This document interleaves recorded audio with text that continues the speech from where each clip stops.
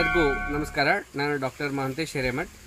ಇತ್ತೀಚಿನ ದಿನಗಳಲ್ಲಿ ಸಾಮಾನ್ಯವಾಗಿ ಮಹಿಳೆಯರಲ್ಲಿ ಕಂಡುಬರುವ ಸಮಸ್ಯೆ ಅಂತಂದರೆ ಮುಟ್ಟಿನ ಸಮಸ್ಯೆ.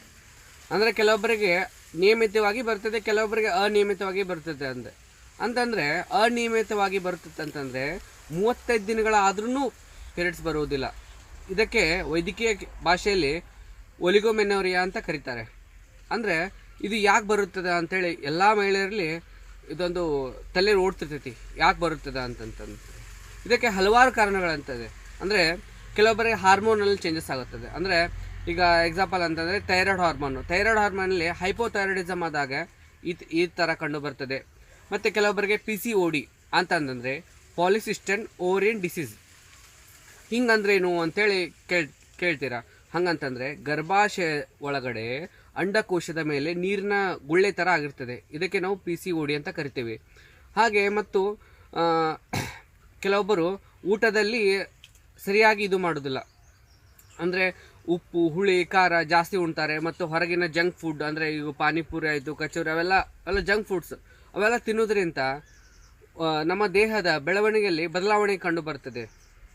ಅಂದರೆ ಈಗ ಎಷ್ಟೋ ಹೆಣ್ಮಕ್ಳು ಅಡುಗೆ ಮಾಡ್ತಾರೆ, ಕುಂದಿರ್ತಾರೆ, ಆಯಿತು, ಆದರೆ ವ್ಯಾಯಾಮ ಮತ್ತು ಊಟದ ಬಗ್ಗೆ ಗಮನ ಕೊಡುವುದಿಲ್ಲ. ಈ ರೀತಿಯಾದಲ್ಲಿ ಈ ಸಮಸ್ಯೆ ಕಂಡು ಬರ್ತದೆ. ಇದಕ್ಕೆ ನಾವು ಏನು ಮಾಡಬೇಕಪ್ಪ ಅಂತೇಳಿ ಕೇಳ್ತೀರಾ. ಅದಕ್ಕೆ ನಾವು ಏನು ಮಾಡಬೇಕಪ್ಪ ಅಂತಂದರೆ, ಮೊದಲನೇದಾಗಿ ಒಂದು ಮೆಥಡ್ ಹೇಳ್ಕೊಡ್ತೀನಿ ನೋಡಿ. ನಮ್ಮ ಮನೆಯ ಅಂಗಳದಲ್ಲಿ ಸಿಗುವಂಥ ಸಾಮಾನ್ಯ ಈ ದಾಸವಾಳ, ಈಗ ಅಂದರೆ ಕೆಂಪು ದಾಸವಾಳದು ನಡೆಯುತ್ತೆ, ಬಿಳಿ ದಾಸವಾಳದು ನಡೆಯುತ್ತೆ. ಈಗ ಒಂದು ದಾಸವಾಳ, 1 ಅಥವಾ 2 ದಾಸವಾಳ ತೆಗೆದುಕೊಂಡು ಅದನ್ನು ನೆರಳಿನಲ್ಲಿ ಒಣಗಿಸಿ ಪುಡಿ ಮಾಡಿಕೊಂಡು ಅದರ ಜೊತೆಗೆ ಸ್ವಲ್ಪ ಕರಿ ಎಳ್ಳು ಮತ್ತು ಸ್ವಲ್ಪ ಬೆಲ್ಲ ಮಿಕ್ಸ್ ಮಾಡಿಕೊಂಡು ಒಂದು ಪೌಡ್ರ್ ಮಾಡಿಟ್ಕೊಂಡು ಪೀರಿಯಡ್ಸ್ ಬರೋಕ್ಕಿಂತ 10 ದಿವಸ ಮುಂಚೆ, ಅಂತಂದರೆ ಈಗ 1ನೇ ತಾರೀಕು 30ನೇ ತಾರೀಕು ಪೀರಿಯಡ್ ಬರುತ್ತೆ ಅಂತ ಅಂದ್ಕೊಳ್ಳಿ. ಅದನ್ನು 20ನೇ ತಾರೀಕಿಂತ ಶುರು ಮಾಡಿರಿ, 20ನಿಂದ 30ನೇ ತಾರೀಕು ಶುರು ಮಾಡಿರಿ. ಆಮೇಲೆ ಪೀರಿಯಡ್ಸ್ ಸ್ಟಾರ್ಟ್ ಆಯ್ತು ಅಂದರೆ ಈ ಮದ್ದನ್ನು ಬಂದ್ ಮಾಡಿರಿ. ಯಾಕಂದರೆ ಕರಿ ಎರಳು ಇರುತ್ತಲ್ಲ, ಬ್ಲೀಡಿಂಗ್ ಜಾಸ್ತಿ ಆಗೋ ಸಮಸ್ಯೆ ಇರ್ತೈತಿ. ಹೀಗಾಗಿ ಪೀರಿಯಡ್ಸ್ ಸ್ಟಾರ್ಟ್ ಆದ್ಮೇಲೆ ಬಂದ್ ಮಾಡಿರಿ.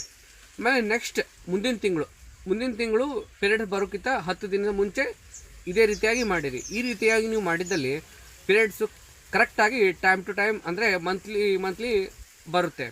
ಮತ್ತು ಇನ್ನೊಂದು ವಿಧಾನ ಏನಂತಂದರೆ, ಒಂದು ಈರುಳ್ಳಿ ತೊಗೊಳ್ರಿ, ಅದನ್ನು 500 ml ಅಂದರೆ ಅರ್ಧ ಲೀಟ್ರ್ ನೀರಲ್ಲಿ ಹಾಕಿ ಕುದಿಸಿ 250 ml ಆಗುವ ತನಕ ಕುದಿಸ್ಬೇಕು. ಚೆನ್ನಾಗಿ ಕುದಿಸಿ ಅದರ ಜೊತೆಗೆ ಸ್ವಲ್ಪ ಅಂದರೆ 2 ಚಮಚ ಬೆಲ್ಲವನ್ನು ಹಾಕಿ ಕುಡೀರಿ.